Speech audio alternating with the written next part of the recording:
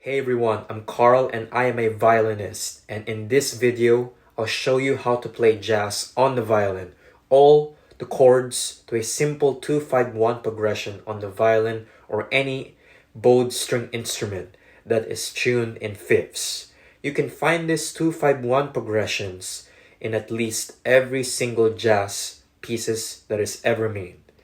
The violin and other bowed string instruments can be both melodic and harmonic instruments, much like a guitar or piano. The violins for violins, we're mostly used to playing melodies, but for improv, it's super useful to learn how to think in chords as well. Other helpful tools for developing your harmony on the violin, including picking up a mandolin, which is kind of like a guitar, since the strings are the same as the violin and you can chord a little bit easier using frets.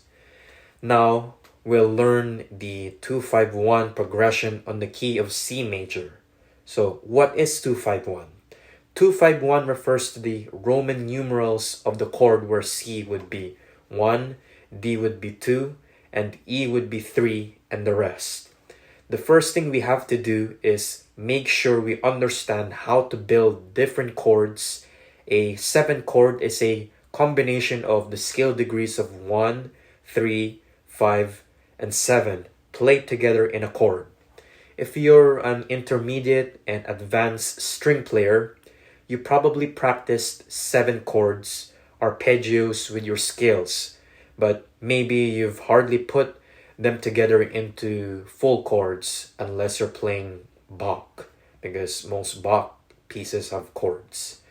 So now we're going to look at the main 3 types today: major 7s, minor 7s, and dominant 7s. First, a major 7 consists of 3 of scale degree 1, 3, 5, and 7, and it is built by creating a major triad with additional major 7 on top. Let's try it. Now we're going to create a major triad in the key of C major. So C, E, and G. And later on, we're going to add a B natural, which is the major 7. C, E, G, and then B natural, which once again is the major 7.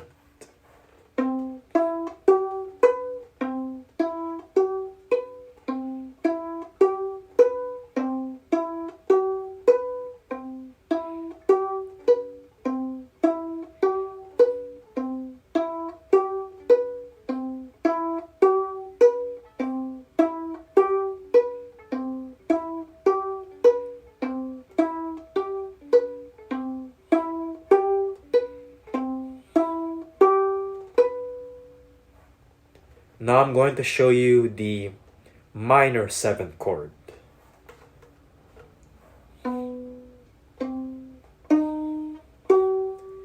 And now for the minor 7, instead of B natural, it will be B flat.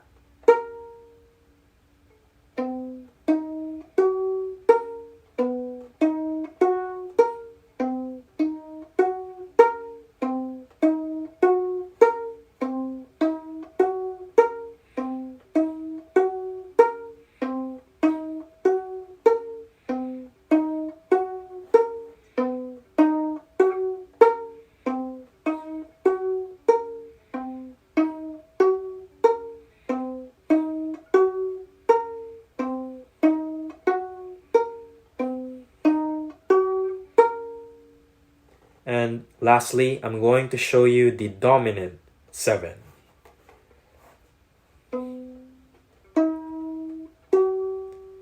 And just like the minor 7, you're also going to play the B flat, which is the dominant 7th. So C, E, G, and then B flat.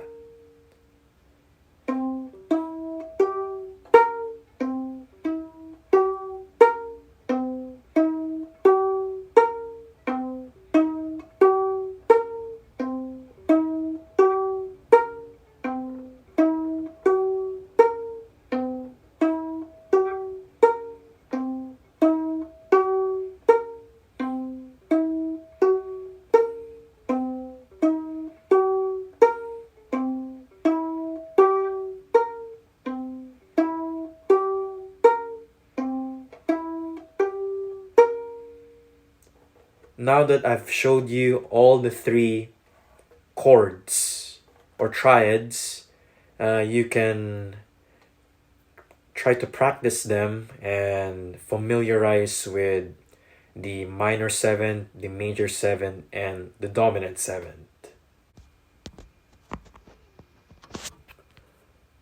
Here we have a 2-5-1 in the key of C, which would be a D chord, G chord, and a C chord. And the qualities that this would normally have in a major chord would be a minor 7th, a dominant 7th, and a major 7. Now going back to the chords, out of the 4 pitches and most 7 chords, some notes are more important than others. The 3rd and 7th are more important alone because without hearing those, you wouldn't tell the difference or the different types of chord qualities, which means you couldn't tell whether something is a minor 7th, dominant 7th, or a major 7th. They would just all be the same with this perfect fifth. Therefore, we need to make sure that the 3rd and 7th of each chord are there as much as possible. One of the 5s are much less important because 1 is important just because it's the root. If you hear a chord that consists of just 1, 3, and 7, most of the time you're going to identify its chord quality. Shell voicing chord is when you make your own chord, and I'll show you for a minor 7 chord for a D minor 7 chord. So D minor 7, starting with a D minor triad. So D, F, and A. Now we're going to add a minor 7. So that is D, F, and A, and then C. So we talk about some notes are more important than others. Let's take out the 5 on all the chords. And it's not that important, but we want to do a 3-note chord for this. So we have D, and then F, and we skip the A, and now we move on to C.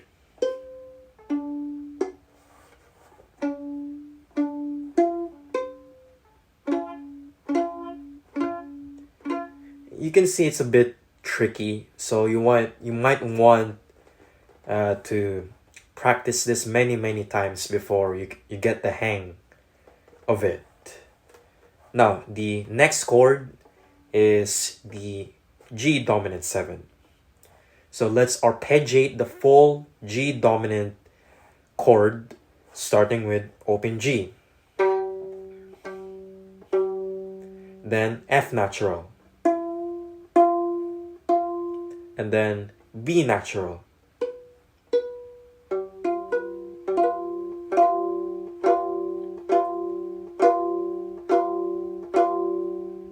And lastly, we have the C major 7. So C, E, and we skip the G. As I said, we skip all of the 5th notes on the chords. So yeah, we skip the G and then B natural. So C, E, and B.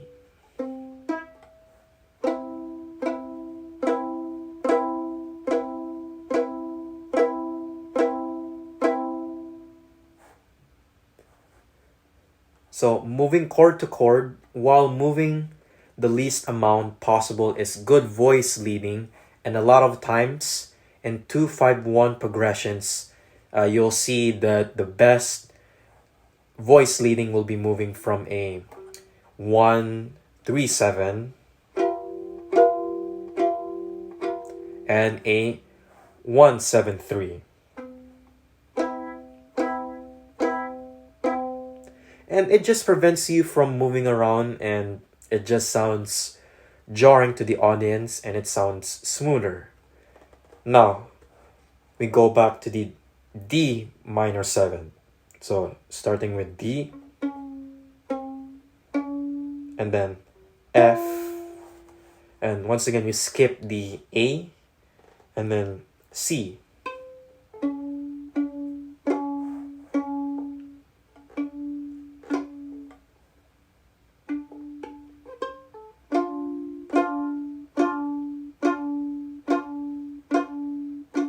And then we move on to the G7 chord. So again, arpeggiate it, and we'll be leaving out the 5, and you can play all 3 notes at the same time very easily.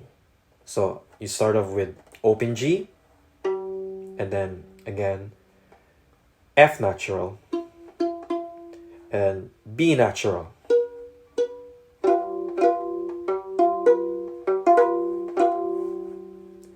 Now that you know all the chord triads, let's put these chords together.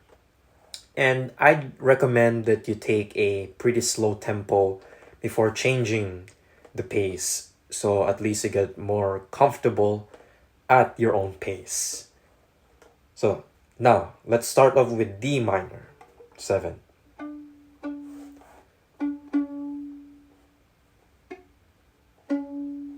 So D, and then F, and then C.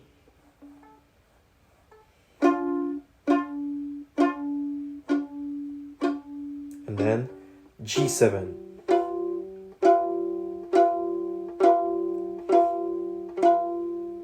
And then C.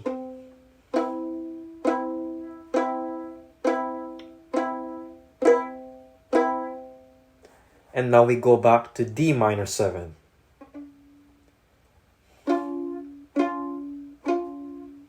So D, F, and C. And then G dominant 7.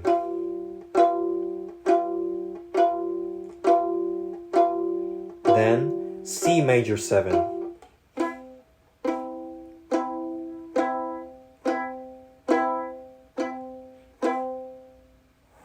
Now, when you're more comfortable, you can do at a faster pace. And like I said, when doing these chords, it can be tricky, but if you practice it many times, you'll get used to it. So I'll play it one more time at a faster tempo.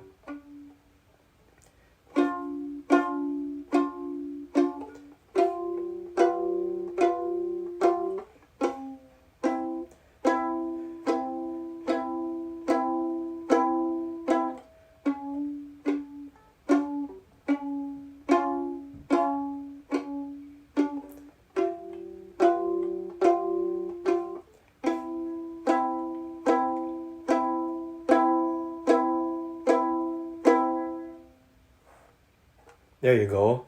These are all the chord triad. What we just did there is an example of comping, which is a short for accompany. The term comping in jazz refers to the improvised harmonic and rhythmic accompaniment that is played while other musicians are playing the melody. You can use these skills when playing with other musicians. The important skill to develop a good comping is a good rhythm to use for the chords. Straight quarter notes, the slight emphasis on 2 and 4 is called a Freddie Green. There are a bunch of comping rhythms, but one of the other most important to know is the Charleston rhythm. Try to combine your shell voicing with a bunch of rhythms and even chanting them. When you hear the music, you could use a variety and spice things up. Now you have all these skills to identify the main 3 of 7 chords. You know how they are built. You know how to move from chord to chord in shell voicing and with good voice leading. The next is to apply this to full tunes.